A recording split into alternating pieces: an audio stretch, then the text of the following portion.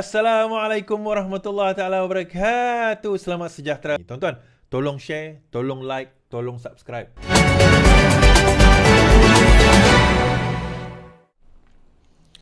Cerita Agus. Agus selesai beri keterangan di IPD Kajang.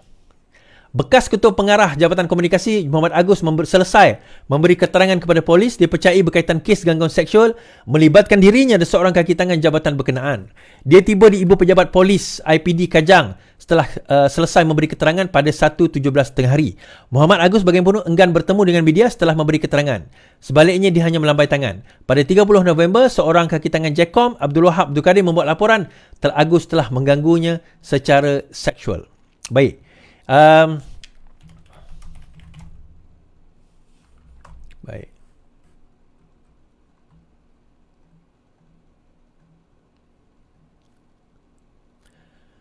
Now, Agus, dia membawa cerita mengatakan, okey, dia macam ni bagi siapa yang tak mengikuti cerita ni pada awal, so saya ceritakan. Pada, ada satu video tersebar berkenaan dengan Agus dan juga Wahab. Agus dan Wahab dikatakan perbualan secara intim dan lucah di antara mereka melalui WhatsApp call dan telah disebarkan oleh Cik Gubat. Untuk makluman, Cik Gubat juga telah menerima surat saman daripada Wahab pada 2 hari lepas, 3 hari lepas, dan juga Mr. H yang disebut di dalam kenyataan Wahab dan juga Prof Agus telah disebut telah diserahkan surat saman menurut pemberita. Okey. Kedua-duanya telah menerima surat saman. So, apa seterusnya kita akan tunggu kemudian. Namun begitu, mereka mengeluarkan, iaitu Agus dan juga Wahab telah mengeluarkan kenyataan bahawa video itu tidak benar. Okey, video itu tidak benar, video itu telah diubah suai, diubah suai dan sebagainya. Namun, yang itu satu cerita. Persoalan dia, kenapa Wahab tiba-tiba bersetuju untuk nak, apa orang kata, trap Agus, Prof Agus. Okey, yang pertama sebenarnya ialah peristiwa yang berlaku di Bintulu. Dikatakan, dituduh bahawa Agus telah cuba mencabul Wahab sewaktu lawatan Prof Agus ke Bintulu di sebuah hotel di Bintulu. Ini sewaktu Jepak punya pilihan raya tempoh hari. Now, disebabkan oleh peristiwa itu, Wahab marah. Jadi dia menceritakan kepada seseorang itu menceritakan kepada Mr. H. Mr. H merasakan itu adalah kaedah dan cara untuk menjatuhkan Agus.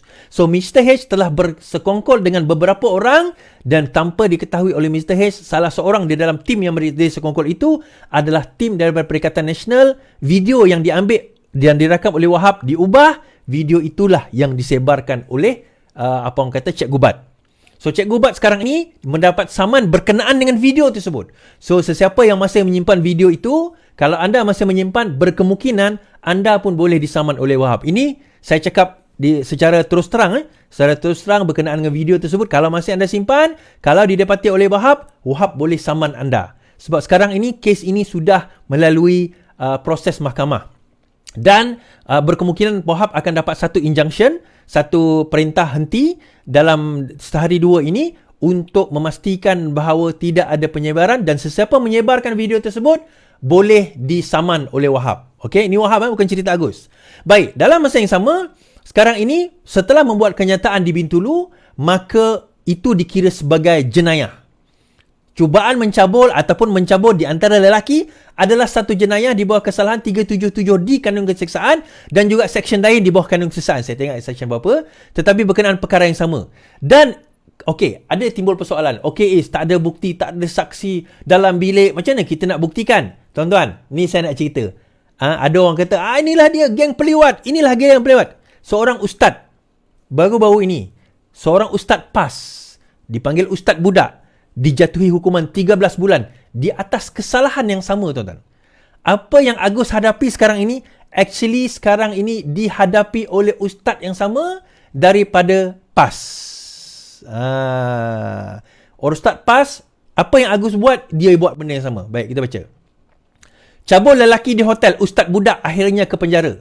Seorang penceramah yang juga penyokong PAS yang digelar ustaz budak akhirnya perlu menjalani hukuman penjara 13 bulan atas kesalahan kelucahan melampau dengan mencium pipi dan mencabul seorang ahli perniagaan lelaki pada tahun 2020.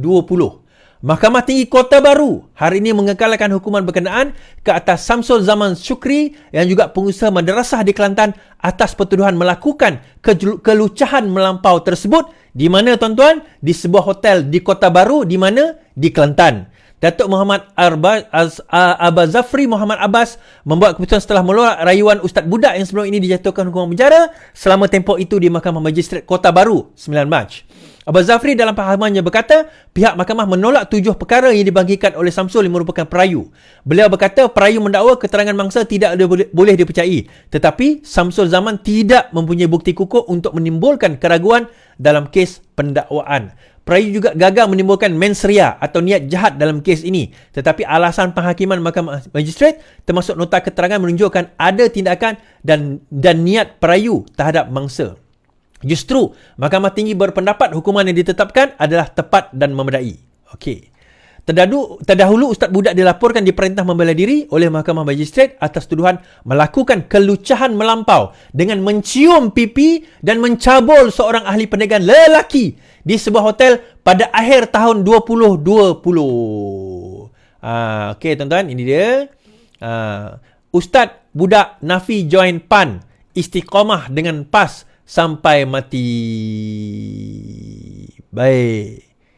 So, kes yang sama sebenarnya daripada kes Agus ini, daripada kes Ustaz Budak ini, Ustaz Budak daripada PAS ini, boleh digunakan oleh pendakwa raya untuk mendakwa Agus, dan berkemungkinan besar dia akan fall under the same category, dan berkemungkinan dia juga akan kena akan kena berkenaan dengan kes ini. Jadi all in all kita serahkan kepada berkemungkinan serahkan kepada evidence, biar mahkamah menentukan bersalah atau tidak. Itu adalah keputusan mahkamah. Kita hanya membacakan apa yang termaktub di dalam media. Baik.